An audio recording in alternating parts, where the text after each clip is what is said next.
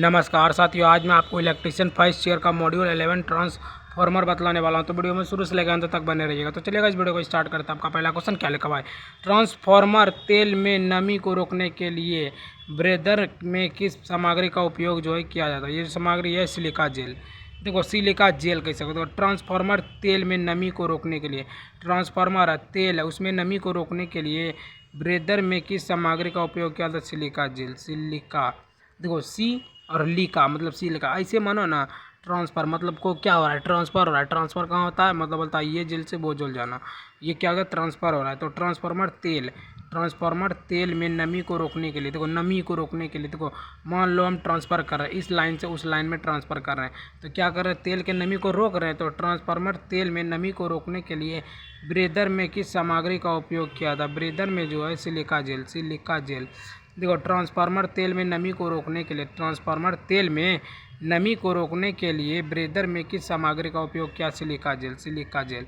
Silica, देखो अच्छे से एक बार पढ़ता। ट्रांसफार्मर कर रहा है, मान लो इस जेल उस जेल ट्रांसफर कर रहा है, और मान लो तेल क्या?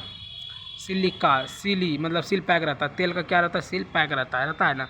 देखो ट्रांसफर मतलब मान लो हम किसी कोई तेल को हम ट्रांसफ़र कर रहे हैं तो क्या करेंगे? सील पैक करके। तो सिलिका जेल। सिलिका जेल मतलब जेल की तरह जैसे पैक किया था तो उसी तरह पैक करेंगे। ये एकदम राइट आंसर होगा। अगला क्वेश्चन की बात करते हैं। दूसरा नंबर क्वेश्चन क्या कर रहा है दोस्तों? बड़े ट्रांसफार्मर में चरणबद्ध कोर व्यवस्था का क्या फ़ायदा है? बड़े ट्रांसफार्मर में चरणबद्ध कोर व्यवस्था का क्या फ़ायदा? ये है तांबे के उपयोग, तांबे के उपभोग कम तांबे के उपयोग को कम करना। तांबे के उपभोग को कम करना। क्या लिखा हुआ है? देखो बतलाता है। बड़े पैमाना, बड़ा लोग क्या होता है? देखो बड़ा लोग जो है वह कम, बड़ा लोग क्या करता है? कम धंधा करता है। तो बड़े ट्रांसफार्मर में चरणबद्ध कोर व्यवस्था का क्या फ़ायदा? कोर, देखो कोर होता है ना, बोलो देखो कोर जो चरणबद्ध कोर तो तांबे के उपयोग को कम करना। तांबे के उपयोग को कम करता है। तांबे के उपयोग मतलब जो है देखो बताते हैं। एक हम सिंपल से बतला देते हैं। बड़े ट्रांसफर मतलब बड़ा लोग जो ट्रांसफ़र करता है वो सोना चांदी का करता है, लेकिन जो है ट्रांसफर मतलब तांबा का वो नहीं करता। तो तांबे के उपयोग को कम करता है। तांबे के उपयोग को वो बहुत कम करता बड़े लोग। ये एकदम राइट आंसर होगा। अगला क्वेश्चन की बात करते हैं। तीसरा नंबर क्वेश्चन क्या कर रहे हैं दोस्तों? ट्रांसफार्मर का नाम क्या है?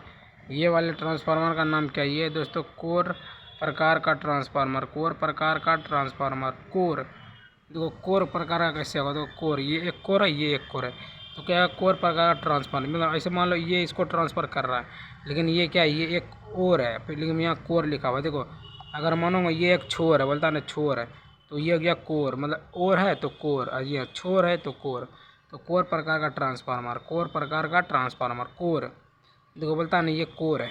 हाँ, अगर हम एक चीज़ इसको मानेंगे ना, देखो कोर न लिखा हुआ है, कोर लिखा हुआ है, ये प्राइमरी ये सेकेंडरी। प्राइमरी मतलब हो गया कोर, मतलब देखो प्राइमरी और सेकेंडरी दोनों हो गया कोर। प्राइमरी मतलब स्टूडेंट जो बच्चा को पढ़ाता है वो भी कोड है, और सेकेंडरी भी कोड है। तो कोर प्रकार का ट्रांसफार्मर भी एकदम राइट आंसर होगा।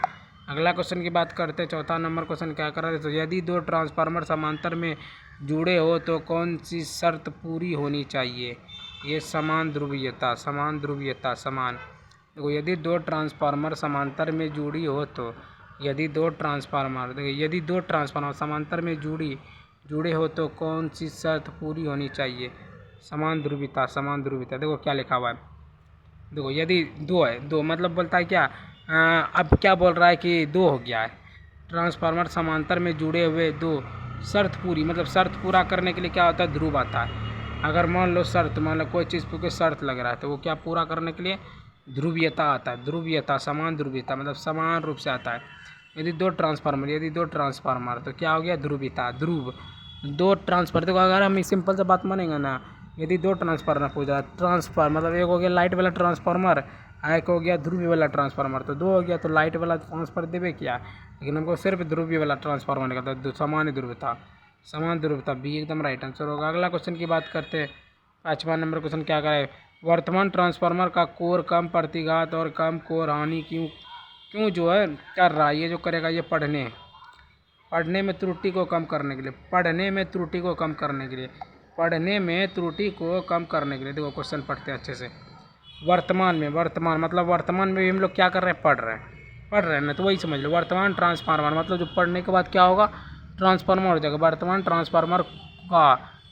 ट्रांसफार्मर का कोर कम प्रतिघात तो पढ़ने में त्रुटि को कम करने के लिए तो वर्तमान में ट्रांसफार्मर का कोर कम प्रतिघात को कम करने कोर हानि क्यों कर रहा है। देखो क्या लगा, वर्तमान ट्रांसफार्मर का कोर जो है वर्तमान में, सीधा मानो वर्तमान में क्या कर रहा है, आदमी लोग पढ़ाई कर रहा है, लेकिन वो काल्पनिक में वो पढ़ाई उतना लोग नहीं करता, लेकिन वर्तमान में क्या कर रहा है, पढ़ने में त्रुटि को कम कर रहा है। तो वर्तमान में जो है पढ़ने में बहुत पढ़ भी रहा है, लेकिन बहुत लोग नहीं भी पढ़ रहा है, तो वर्तमान में पढ़ने की त्रुटि को कम करता है। तो वर्तमान ट्रांसफार्मर का कोर कम प्रतिघात और कम कोर हानि क्यों कर रहा है। वर्तमान ट्रांसफार्मर का जो कोर है कम प्रतिघात तो पढ़ने में त्रुटि को कम कर रहा है। पढ़ने मतलब पढ़ाई में जो है प्रतिघात मतलब प्रति और घात हो रहा है, तो क्या कर रहा है, पढ़ाई में वो कमजोर है, तो पढ़ने में त्रुटि को कम कर रहा है।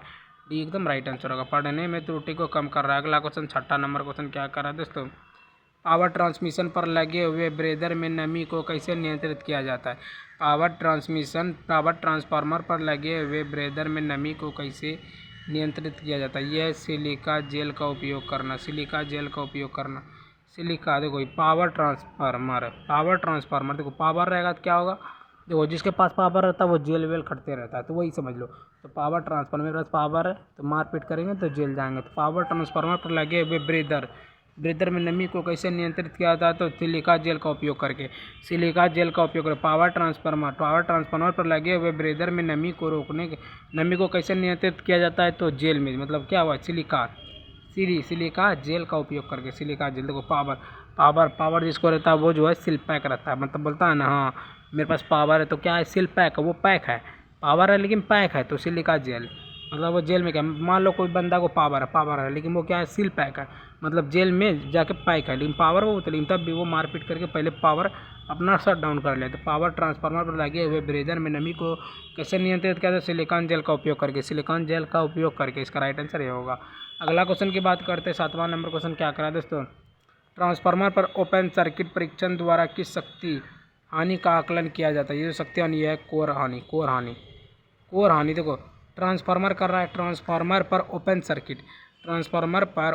सर्किट परीक्षण द्वारा किस शक्ति का आकलन जो है किया जाता है, कोर हानि देखो कोर हानि कैसे होगा, कोर हानि देखो ट्रांसफार्मर लिखा हुआ है और ओपन सर्किट मतलब मान ओपन करके रखा, तो क्या कर रहा है कोर मतलब क्या रहा है कोर मतलब एक कोर देखो ओपन बोल रहा है तो मुंह बोलता है मुंह कोर मतलब मुंह कोर दे रहा है, एक कोर दे रहा है, कैसे दे रहा है मुंह में दे रहा है, तो कोर सर्किट तो ओपन मतलब हो गया मुंह खुला हुआ है, तो क्या कर रहा है एक कोर दे रहा है। तो बच्चा लोग को जो मुंह खोल के देता है ना एक कोर, वही है कोर हानि।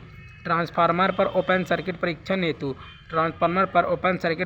मतलब परीक्षण द्वारा किस शक्ति हानि का आकलन जो है किया जाता है, किस शक्ति, तो कोर हानि। देखो शक्ति हानि भी पूछ लिया तो समझ लो कोर, देखो शक्ति आएगा कोर हो रहा है मतलब एक कोर से आएगा शक्ति, मतलब शक्ति जो आएगा एक कोर करके आएगा, एक कोर इसको आएगा एक कोर उसको आएगा, तो शक्ति कोर हानि।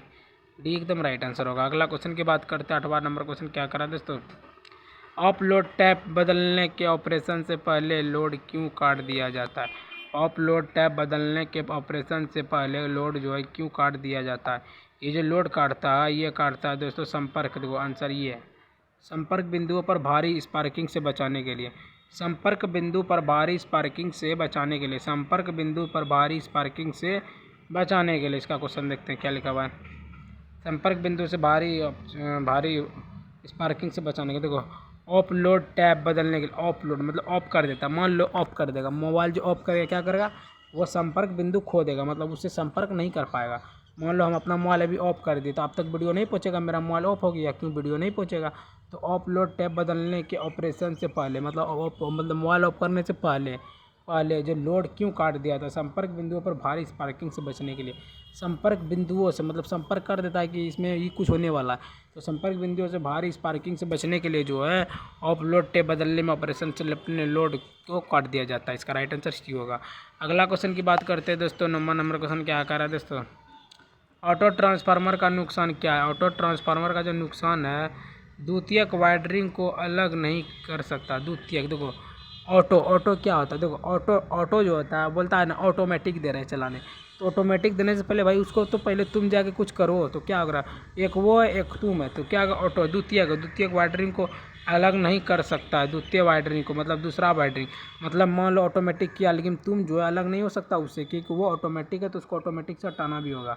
तो वही बोल रहा है ऑटो ट्रांसफार्मर का नुकसान क्या, ऑटो ट्रांसफार्मर का जो नुकसान है, ऑटो ट्रांसफार्मर का जो नुकसान है वह द्वितीयक वाइडरिंग को अलग नहीं कर सकता है, द्वितीयक वाइडरिंग को अलग नहीं कर सकता। तो ऑटो ट्रांसफार्मर का जो नुकसान क्या है, ऑटो ट्रांसफार्मर का जो नुकसान है वह है द्वितीयक वाइडरिंग को अलग नहीं कर सकता है, द्वितीयक वाइडरिंग को अलग नहीं कर सकता है, द्वितीयक वाइडरिंग को अलग नहीं कर सकता। ऑटो ट्रांसफार्मर का नुकसान क्या है, ऑटो ट्रांसफार्मर का जो नुकसान है द्वितीयक वाइडरिंग को अलग नहीं कर सकता, द्वितीयक वाइडरिंग को अलग नहीं कर सकता है, डी एकदम राइट आंसर होगा। अगला क्वेश्चन की बात करते हैं, 10वां नंबर क्वेश्चन क्या करा दोस्तों, क्यों विभव ट्रांसफार्मर का प्राथमिक पतली तार और बड़ी संख्या में घुमावों के साथ कुंडलित किया जाता है, क्या लगा, क्यों विभव ट्रांसफार्मर का प्राथमिक पतली तार और बड़ी संख्या में घुमावों के साथ जो है कुंडलित किया जाता है, क्यों विभव ट्रांसफार्मर का प्राथमिक पतली तार, देखो इसका पहले आंसर देख लेते हैं तब ठीक बैठेगा। इसका ये है उच्च प्रेरण देने के लिए, देखो उच्च प्रेरण कैसे देंगे, क्यों विभव ट्रांसफार्मर, क्यों विभव देखो विभव हो गया, मान लो विभव बोलता है ना भव, विजय भव बोलता है ना, विजय भव मतलब वो जो क्या उच्च मतलब ऊंचा काम करने जा रहा है तभी उसको विजय भव बोलता है। तो क्यों विभव ट्रांसफार्मर का प्राथमिक मान लो आप प्राथमिक हो, आप प्राथमिक मतलब समझ रहे हो, आप प्राथमिक स्थान पे हो, तो क्या आ रहा है उच्च हो रहा है, उच्च प्रेरण देने के लिए, उच्च मतलब उच्च, ऐसे मानो ना देखो विभव मतलब बोलता है ना सौभाग्य भव, न विभव मतलब बोलता है ना, बहुत लोग बोलता है विभव, तब शुरू में जो बतलाया था विभव वो क्या होता है उच्च प्रेरण देने के, मतलब उच्च मतलब जो बोलता है जाओ तुम ये कर लोगे। तो क्यों विभव ट्रांसफार्मर का प्राथमिक पतली और तार बड़ी संख्या में जो है घुमावों के साथ कुंडलित किया था, उच्च प्रेरण देने के लिए, उच्च प्रेरण देने के लिए, ये एकदम राइट आंसर होगा। अगला क्वेश्चन की बात करते हैं, 11वां नंबर क्वेश्चन क्या करें दोस्तों, ट्रांसफार्मर से अधिकतम दक्षता प्राप्त करने के लिए क्या शर्त है, ये जो शर्त ये ताम्र हानि बराबर लो हानि, ताम्र हानि बराबर लो हानि। देखो ट्रांसफार्मर से अधिकतम दक्षता प्राप्त करने के लिए क्या शर्त है, ट्रांसफार्मर से अधिकतम जो होता है वह क्या होता है ताम्र होता है, मतलब बोलता है ना ताम्र हानि मतलब ताम्र मतलब जो है ताम्र, तांत्रिक लोग जो ताम्र सीखते हैं वही है। तो देखो बतलाते हैं इसका एक ही ट्रिक है, दक्षता प्राप्त करने के लिए क्या शर्त है, अधिकतम दक्षता मतलब दानव जो करता है वह ताम्र पत्र, तो ताम्र हानि बराबर लो हानि, ताम्र देखो ताम्र मतलब दक्षता मतलब जो है दक्ष मतलब दक्ष हो गया, तो दक्षता हो गया दानव, दक्षता हो गया दानव, दक्षता मतलब जो है दानव हो गया, क्या होगा ताम्र वो हानि का, ताम्र हानि बराबर लो हानि, ताम्र हानि बराबर लो हानि, ताम्र हानि बराबर लो हानि, ताम्र हानि बराबर में है, ताम्र हानि बराबर लो हानि, ताम्र हानि बराबर है मतलब देखो ये दक्षता मतलब ये दानव जो है समझ लो जितना उसको ताम्र मिल रहा है उसी के बराबर में है, तो सी एकदम राइट आंसर होगा। अगला क्वेश्चन की बात करते हैं, 12वां नंबर क्वेश्चन क्या करा दोस्तों, पोल समायोजित वितरण ट्रांसफार्मर में किस शीतलन विधि का उपयोग किया जाता है, ये है तेल प्राकृतिक हवा प्राकृतिक, देखो समायोजित वितरण ट्रांसफार्मर में किस शीतलन विधि का उपयोग किया जाता है, शीतलन होगा तेल, देखो शीतलन मतलब देखो तेल लगा के अगर हम शीत फाड़ेंगे तो क्या होगा, बाल अच्छा लगेगा, तो तेल प्राकृतिक हवा प्राकृतिक, तेल प्राकृतिक हवा प्राकृतिक, देखो बतलाते इसका एक ट्रिक आ गया, देखो पोल जो है स्लिप मारता है उसमें क्या रहता है तेल रहता है, तो तेल प्राकृतिक हवा देखो पोल ऐसे मानो पोल पे आदमी लोग नहीं चढ़ पाता है क्योंकि उसमें जो है तेल रहता है, तो पोल ऐसे मानो पोल में क्या लगा रहता है ग्रीस कैसा रहता है तेल का, तो पोल समायोजित वितरण ट्रांसफार्मर में किस शीतलन मतलब शीत मतलब समझ रहे हो स्लिप खाता है, स्लिप खाता है किसमें तेल से, तो तेल प्राकृतिक हवा प्राकृतिक, तेल प्राकृतिक है, तेल जो है पोल में जो तेल रहता है वो प्राकृतिक है, वो प्राकृतिक का देन उसमें लगेगा, और फिर जो हवा है उसमें जो हवा रहता है वो क्या है वो भी प्राकृतिक है, तेल प्राकृतिक हवा प्राकृतिक, डी एकदम राइट आंसर होगा। अगला क्वेश्चन की बात करते हैं, 13वां नंबर क्वेश्चन क्या करा है, वितरण ट्रांसफार्मर सामान्य रूप से डेल्टा में प्राथमिक और स्टार में द्वितीयक के रूप में क्यों जुड़े हुए हैं, वितरण ट्रांसफार्मर सामान्य रूप से डेल्टा में प्राथमिक और स्टार में द्वितीयक के रूप में क्यों जुड़े हुए, ये जो जुड़े हुए हैं ये हैं दोस्तों, देखो इसका पहला आंसर देख लो, तीन कला चार, देखो तीन कला चार तार प्रणाली के आसान वितरण के लिए, तीन कला चार तार, तीन कला चार तार प्रणाली के आसान वितरण के लिए, तीन कला, देखो तीन गो कला है और चार तार है, तीन कलाकार है और चार तार है। बोल रहा है कि जाओ हम एक तार जोड़ेंगे तुम एक को जोड़ देना। तो तीन तार, तीन, देखो तीन कला, तीन लोग कला कर रहा है और चार तार है, प्रणाली में आसान वितरण है। आसान वितरण क्वेश्चन देखते हैं तब आंसर आएगा। वितरण ट्रांसफार्मर सामान्य रूप से डेल्टा में प्राथमिक और स्टार्टर में द्वितीयक के रूप में क्यों जुड़े हुए थे? प्राथमिक मतलब प्रथम आदमी बोलता है कि हमको जो है प्रथम आदमी बोलता है कि हमको दो, देखो तीन कला मतलब तीन को कला है, तो प्राथमिक हो गया, आएगा या द्वितीय हो गया। द्वितीय अगर प्राथमिक बोलता है कि हम दो को कर लेंगे दोनों, लेकिन बोल रहा है कि दो करेंगे, दो दो चार है, वो तो नहीं है कुछ कर पाएगा। तो एक बोला क्या तुम हमको एक दे दो, तो तीन कला है और चार तार है, तो दो को इसको दिया, एक को दोनों बांट लिया, जो ये दो हल्का फुल्का कमजोर थे। तो वितरण ट्रांसफार्मर सामान्य रूप से डेल्टा में प्राथमिक और स्टार्टर में द्वितीय के रूप में क्यों जुड़े हुए रहते? तीन कला चार तार प्रणाली में आसान वितरण के लिए। डी एकदम राइट आंसर होगा। अगला क्वेश्चन की बात करते हैं, 14वां नंबर क्वेश्चन क्या कर रहा है? ट्रांसफार्मर का नाम क्या है? ट्रांसफार्मर का जो नाम है ये वाला ट्रांसफार्मर का, ये दोस्तों वायु कोर ट्रांसफार्मर, वायु, देखो बतलाते ये वायु कैसे होगा। देखो सबसे अगर ये ऊपर वाले भाग में आएगा हवा लगेगा, वायु हवा, ये भी वायु लगेगा, ये भी वायु लगेगा, लेकिन इन दोनों के मुकाबले इसमें बहुत ज़्यादा लगेगा। तो ट्रांसफार्मर ना पूछा, तो ऊपर जो ट्रांसफार्मर कहाँ लगा रहता है? सबसे ऊपर में जो हवा चलेगा वो एकदम फटाफट लगेगा था। तो वायु कोर ट्रांसफार्मर ये एकदम राइट आंसर होगा। अगला क्वेश्चन की बात करते हैं, 15वां नंबर क्वेश्चन क्या करा दोस्तों? ट्रांसफार्मर का तेल खराब होने का कारण क्या है? ट्रांसफार्मर का तेल खराब होने का जो कारण है, यह है दोस्तों नमी के कारण। यही ना आंसर, नमी, हाँ नमी के कारण, नमी के कारण। देखो ट्रांसफार्मर का तेल जो है, तेल खराब होने का नमी मतलब जो है मतलब बारिश के चक्कर में या हो गया, कुआसा के चक्कर में जो है ये खराब हो जाता है नमी के कारण। तो ट्रांसफार्मर का तेल जो है खराब होने का कारण क्या है? ट्रांसफार्मर का तेल जो है खराब होने का कारण नमी के कारण, नमी के कारण।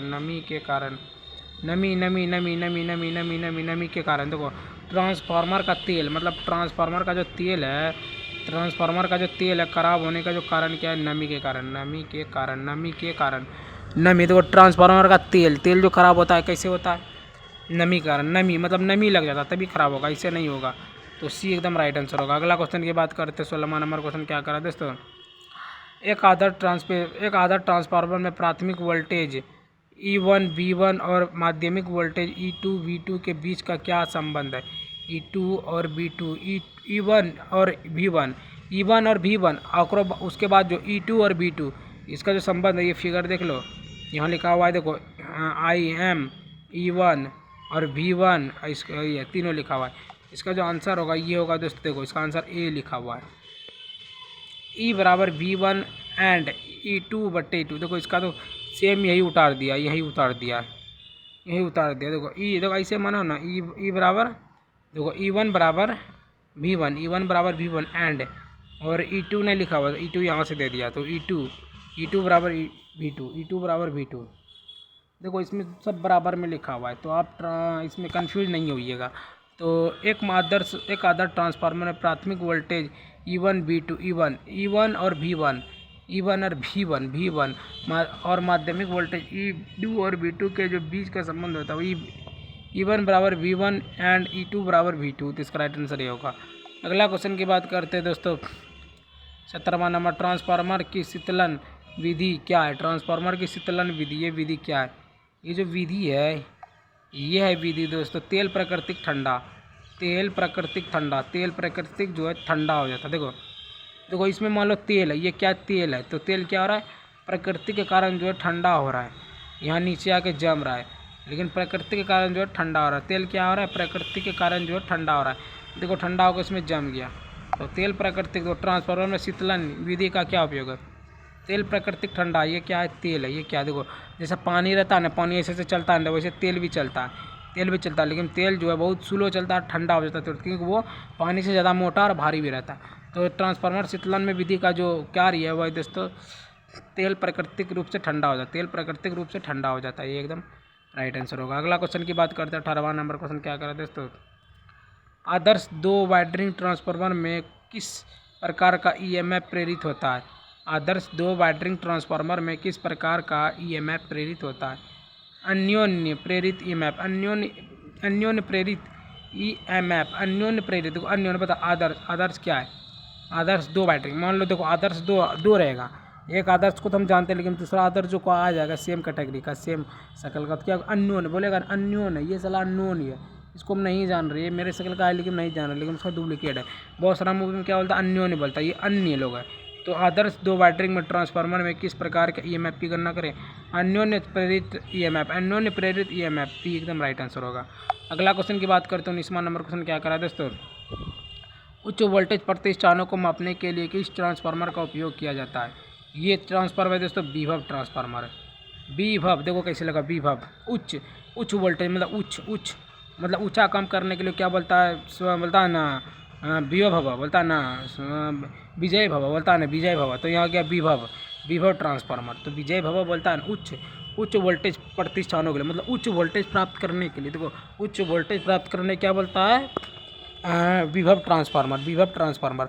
उच्च वोल्टेज प्रतिष्ठानों को मापने के लिए, उच्च वोल्टेज प्रतिष्ठानों को मापने के लिए किस ट्रांसफार्मर का उपयोग किया जाता है? तो विभव ट्रांसफार्मर, विभव ट्रांसफार्मर। देखो उच्च वोल्टेज प्रतिष्ठानों को, उच्च वोल्टेज प्रतिष्ठानों को मापने के लिए, उच्च वोल्टेज प्रतिष्ठानों को मापने के लिए उच्च वोल्टेज मतलब देखो ऊंचा लोग जो रहता है वो विभव, विजय भव बोलता है ना, विजय भव। ऊंचा लोग क्या रहे? ऊंचा काम करने का विभव बोलता है, विजय भव, विभव ट्रांसफार्मर, सी एकदम राइट आंसर होगा। अगला क्वेश्चन की बात करते हैं दोस्तों, 20वां नंबर क्वेश्चन क्या करा है दोस्तों? ट्रांसफार्मर में टुकड़े में कोर का उपयोग करने का उद्देश्य क्या है? ये जो कोर का ये है बम्पर धारा हानि को कम करना, भंवर धारा हानि को कम करना, बम्पर धारा हानि को कम करना। ट्रांसफार्मर में टुकड़े करेगा तो क्या होगा? हानि को कम करता है। तो बम्पर धारा, भंवर मतलब जो क्या हो रहा है? भंवर मतलब जो भड़क रहा है, भंवर मतलब वर जो है टुकड़े रहा है। बम्पर धारा बोलता है ना ये धारा है, तो क्या है? इसके पे धारा लगा के कटने वाला, टुकड़े करने वाला। तो ट्रांसफार्मर में टुकड़े में कोर का उपयोग करने का उद्देश्य क्या है? ट्रांसफार्मर में टुकड़े में कोर का उपयोग करने का उद्देश्य बम्पर धारा को हानि को कम करने के लिए, बम्पर धारा हानि को कम करने के लिए, बम्पर धारा हानि को कम करने के लिए ट्रांसफार्मर में टुकड़े में कोर का उपयोग करने का उद्देश्य क्या है? ट्रांसफार्मर में टुकड़े में कोर का उपयोग करने का जो ट्रांसफार्मर में टुकड़े में कोर, टुकड़ा कोर बुरा है ना, टुकड़ा करके जो कोर करेगा वो क्या? भंवर मतलब जो है वर मतलब टुकड़ा किसका करता है? वर का। तो बम्पर धारा आने को बोलता है ना टुकड़ा कर देंगे, लड़की लोग बोलता है ना किसका करता है? वर का, वर मतलब लड़का। तो बम्पर धारा को हानि को कम करने के, डी एकदम राइट आंसर होगा। अगला क्वेश्चन की बात करते हैं, 21वां नंबर क्वेश्चन क्या करा दोस्तों? पावर ट्रांसफार्मर में भाग का नाम क्या है? ये वाले भाग का नाम क्या है? ये जो वाले भाग का नाम है ये बुखोल्ज रील है। ये वाले भाग का नाम क्या है? बुखोल्ज देखो बुखोल्ज रीले। देखो अब इसका रीले कैसे आंसर होगा? बुखोल्ज रीले। देखो ये क्या हुआ है? देखो बतलाते, ये वाले भाग क्या हुआ है? खुला हुआ है ना, ये देखो ये वाला भाग क्या हुआ है? खुला हुआ है। यहाँ लिखो तो ये गया बुखोल्ज मतलब खुल करके यहाँ से जा रहा है, तो बुखोल्ज। ये मानो ये बल्ब भी खुला वाला है, ये बल्ब भी खुला हुआ है, तो बुखोल्ज रीले। देखो हम एक सिंपल सा ट्रिक बतलाते, पावर है और रील है, जिसके पास पावर रहता है वो रील बनाता है। तो पावर ट्रांसफार्मर में भाग का नाम क्या है? पावर ट्रांसफार्मर जो भाग का नाम है बुखोल्ज रील है। मतलब देखो अगर मानेंगे ना यहाँ बल्ब है, बल्ब से क्या करता है? तो वो लाइटिंग में जाकर रील्स बनाता है। तो बुखोल्ज रील है मतलब लाइट है तो बुखोल्ज रील है, इसका राइट आंसर डी होगा। मतलब रील्स बनाता है बॉल बार के, तो बुखोल्ज रील है, डी नंबर। अगला क्वेश्चन 22वां नंबर क्वेश्चन क्या कर दोस्तों? ट्रांसफार्मर में कंजवेटर टैंक का क्या कार्य है? ट्रांसफार्मर में कंजवेटर टैंक का जो क्या कार्य है? ये लीड भिन्नता के कारण तेल स्तर के विस्तार की अनुमति देता है। लोड भिन्नता के कारण तेल स्तर के विस्तार की अनुमति जो है वह देता है। देखो क्या लिखा? ट्रांसफार्मर में कंजवेटर टैंक का क्या कार्य है? ट्रांसफार्मर में कंजवेटर टैंक देखो अगर मान लो टैंक है, टैंकी जो रहता है क्या होता है? लोड रहता है। तो लोड भिन्नता के कारण जो है तेल स्तर के विस्तार का अनुमति देता है। मान लो कोई टैंकर है, टैंकर फ्यूल कर देता है, क्या होगा? लोड हो जाएगा। तो ट्रांसफार्मर में कंजवेटर मतलब वेटर रखता है कि टंकी जो है फुल ना हुए। तो कंजवेटर टैंक का कार्य क्या है? टैंक का जो कार्य हुआ है दोस्तों, लोड भिन्नता के कारण जो है तेल स्तर के विस्तार को अनुमति देता है। एकदम राइट आंसर होगा। अगला क्वेश्चन की बात करते हैं 23 नंबर क्वेश्चन क्या करा दोस्तों, शॉर्ट सर्किट टेस्ट द्वारा ट्रांसफार्मर के किस हानि का निर्धारण किया जाता है? ये शॉर्ट सर्किट ताम्रहानि शॉर्ट सर्किट टेस्ट करता है कि हम ताम्रहानि हुए कि नहीं, मतलब कॉपर हो गया, तांबा, ऐसे मन ताम्रहानि लिखा हुआ है ना, ताम्र।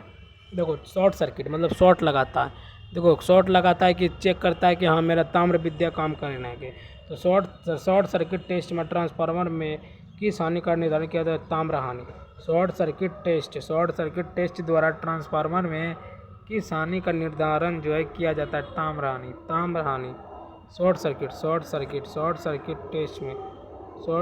टेस्ट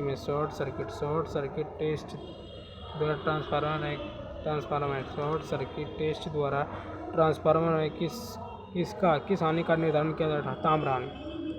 सिंपल सा इसका ट्रिक है गाइस, टेस्ट कर रहा है, मतलब जो शॉर्ट सर्किट लगा के क्या कर रहा है? टेस्ट कर रहा है। तो कर रहा है किसे? ताम्र। वो ताम्र विद्या जो सीखा है वो काम कर रहा है कि नहीं, वही टेस्ट कर रहा है। तो ये एकदम राइट आंसर होगा। अगला क्वेश्चन 24वां नंबर क्वेश्चन क्या करा दोस्तों, यदि सीटी का द्वितीयक खुला रखा जाता है तो इस पर क्या प्रभाव पड़ेगा? यदि सीटी का द्वितीयक खुला रखा जाता है तो इस पर क्या प्रभाव पड़ेगा? ये जो खुला पड़ा हुआ है सीटी का द्वितीयक कुंडली जल जाएगा। सीटी का द्वितीयक कुंडली जो है वह सीटी की द्वितीयक जो है कुंडली जल जाएगा। देखो यदि सीटी का द्वितीयक, देखो क्वेश्चन में लिखा हुआ है, अगर आपको हम दिखाएंगे ऊपर में, सीटी का द्वितीयक, सीटी यदि सीटी मतलब ऊपर में क्वेश्चन में भी सीटी लिखा हुआ है, तो सीटी का जो द्वितीयक खुला रखा जाए तो इस पर क्या प्रभाव पड़ेगा? मतलब खुला छोड़ देगा ना द्वितीयक को, तो सीटी की द्वितीयक कुंडली जल जाएगी। सीटी की द्वितीयक जो कुंडली है वो जल जाएगी। देखो यदि सीटी का द्वितीयक खुला रखा जाता है तो इस पर क्या प्रभाव पड़ता है? यदि सीटी का द्वितीयक खुला रखा जाता है तो इस पर क्या प्रभाव पड़ता है? ये जो है ये जल जाएगा। सीटी का जो है द्वितीयक कुंडली जल जाएगी। खुला रखेगा तो क्या वो जल जाएगी। डी एकदम राइट आंसर होगा। देखो डी होगा। अगला क्वेश्चन 25वां नंबर लास्ट है दोस्तों, फटाफट देख लीजिए। ट्रांसफार्मर के बड़े ट्रांसफार्मर में तांबे के नुकसान को कम करने के लिए किस निर्माण तकनीक का उपयोग किया जाता है?